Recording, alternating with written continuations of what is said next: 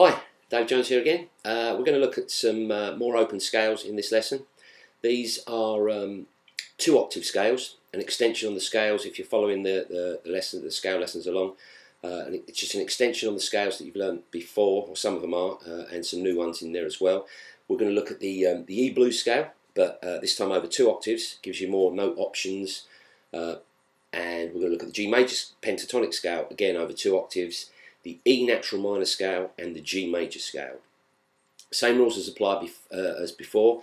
You use one finger per fret if you can, and you use the alternate picking, and it's just extending the scale to a greater range. You've still got open strings in there. They're still open scales, relative beginner scales, but they're very useful, and I'll do you a close-up of them. Okay, as usual, the PDF's up on the website. You can print it off and follow along. But we'll start off with the two octave E blues scale. I'm going to start off on the thick E string, the third fret of the thick E string, the note G, open A string, first fret of the A string, the note B flat, second fret of the A string, the note B, open D string, and then the second fret of the D string, the note E, and then if you've been following the other video on this, you should know the next bit. It's open G, second fret A, third fret B flat, open B, third fret D, open E.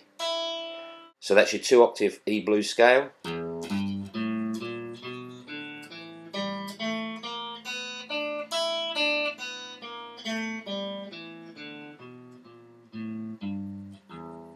And again, as I always keep banging on about, aim for accuracy, clarity and even timing, not speed. That will come later with your development of coordination between the two hands.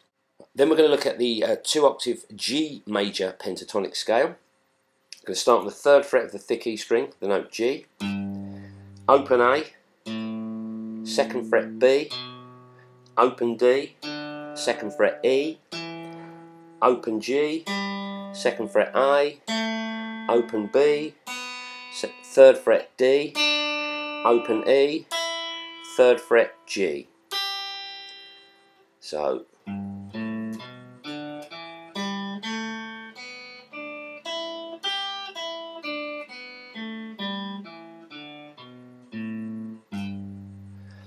okay, so you play the scale up to the top note without repeating the top note and back down again. Okay, now we're going to look at the two octave E natural minor scale. Now if you're following these ideas with the one finger per fret rule, we're going to use our fourth finger on this scale.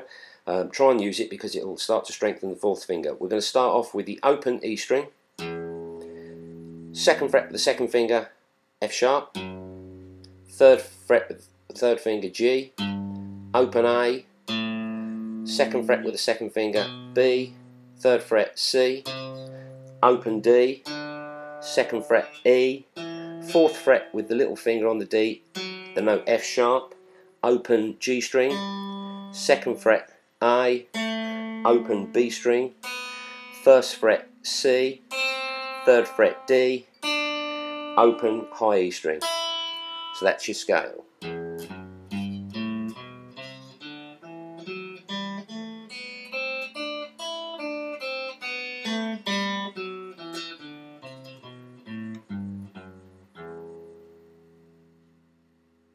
And the last two octave scale we're going to look at in this particular session is the G major scale in the open position. We'll start with the note G at the third fret on the thick E string. Then we're going to play the note A, B, C, D, E, F sharp, G, A, B, C, D, E, F sharp, G. So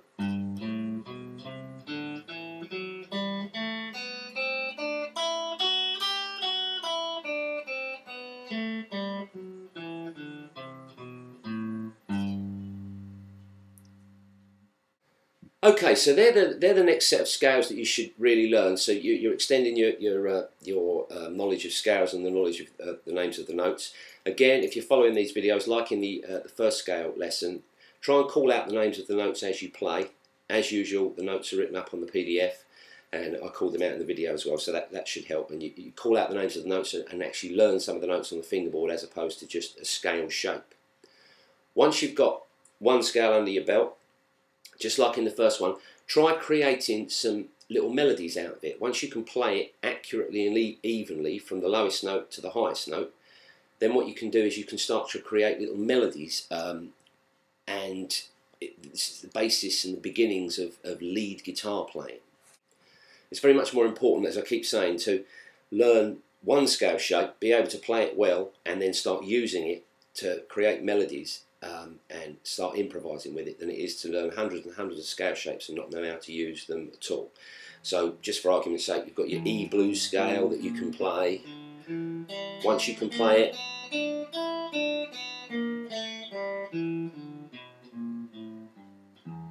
start using it, playing it in random places. You don't have to always start on the once you can play it. You don't always have to start on the thick E string. You can start on the high E string.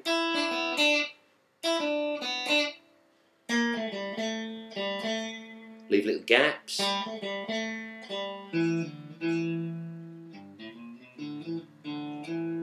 And you're just noodling around.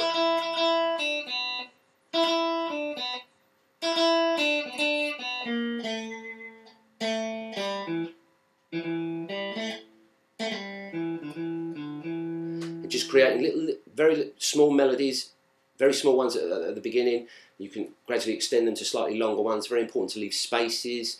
You can repeat notes, leave little gaps and holes, just like when you're talking and pausing and all that sort of thing. You know, full stops, commas in sentences. It's the same thing when you're playing melodies. And you can use songs to play over the top, like for example in E blues. If you can get these songs on the internet, listen to them on YouTube, like something like Hey Joe by Jimi Hendrix or Purple Haze. The E blues scale will fit perfectly over the top as a basis for an improvisation. Something like Wonderful Tonight by Eric Clapton, or Knocking on Heaven's Door by Eric Clapton. The G major pentatonic scale or the G major scale will fit very well over the top. Those pitch collection of notes will fit perfectly with that song if you're using it for improvisation. So you can use other people's songs. A lot of the songs up on the website, if you look at the, generally, not always, but generally speaking, the first chord tells you the key, especially on the basic major and minor chord song section. And you put that song on, if you know the scale that goes with it, so G over the G major, E over anything with an E minor starting note, you can use the songs as a backing track for you to play over. And you start to develop this idea with improvisation. So I hope you find that useful, and I'll see you again sometime.